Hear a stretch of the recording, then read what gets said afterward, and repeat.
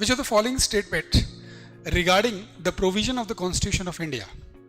Consider the following statement regarding the provision of the Constitution of India. It's very straightforward with respect to the Constitution. Now we have to understand the Constitution. We have to understand the question.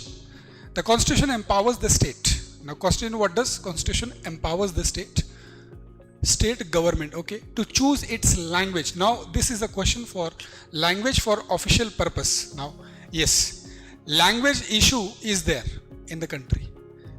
ठीक है, जैसे कि हिंदी को लेकर के, हिंदी को official national language के लिए हमेशा से इशू है. तो जो सदर्न बेल्ट है, ठीक है, या सदर्न इंडिया है,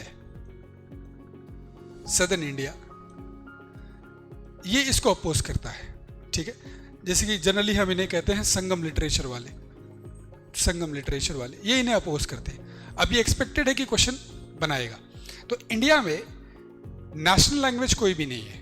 we know that according to the constitution we do not have the national language. ठीक है, लेकिन हमारे पास में क्या है, हमारे पास में ऑफिशियल लैंग्वेज का प्रोविजन है कॉन्स्टिट्यूशन के अंदर. और कॉन्स्टिट्यूशन ने स्टेट गवर्नमेंट को एम्पावर किया है कि स्टेट गवर्नमेंट कोई भी लैंग्वेज अपना ऑफिशियल लैंग्वेज बना सकता है, या फिर वो हिंदी भी रख सकता है. ठीक है, उसका चॉइस है ये.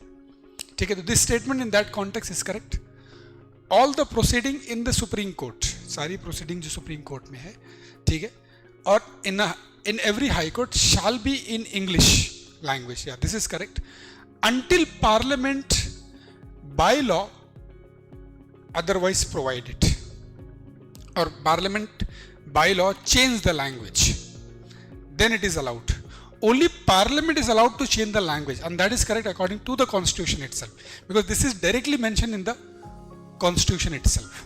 ठीक है, तो constitution के डायरेक्ट वर्डिंग्स लिए गए हैं यहाँ पे, और ऐसे हमने क्वेश्चंस यूपीएससी में आते हुए देखे हैं जहाँ पे स्टेटमेंट्स डायरेक्टली कॉन्स्टिट्यूशन से लेते हैं वो लोग. तो हमने भी वही किया है.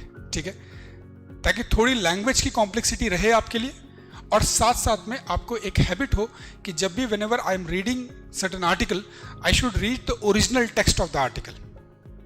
सो I should be knowing that what is written in the article. So this statement is again correct. The answer will be both. Which of the statement is correct? Answer is both 1 and 2.